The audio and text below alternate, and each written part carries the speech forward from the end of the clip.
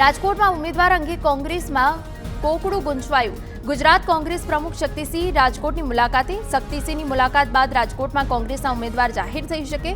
કોંગ્રેસના નેતાઓ સાથે શક્તિસિંહ ગોહિલની બેઠક। કાર્યકરો અને નેતાઓ સાથે બેઠક કરી।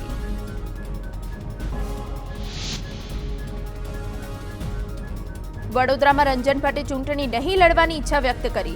ફેસબુક પર પોસ્ટ કરી ચૂંટણી નહીં લડવાની ઈચ્છા દર્શાવી। રંજન ભટ્ટના નામની જાહેરાત બાદ વડોદરામાં વિવાદ છેડાયો છે।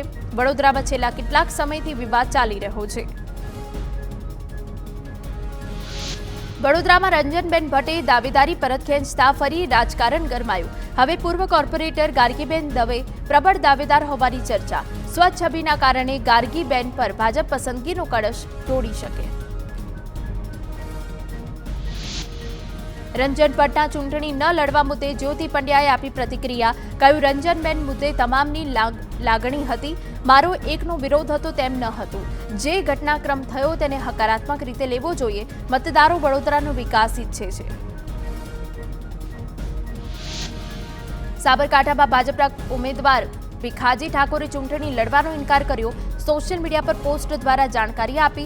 સૂત્રના મતે સાબરકાંઠામાં જાતિના વિવાદના કારણે ઉમેદવાર બદલવાનો નિર્ણય લેવામાં આવ્યો।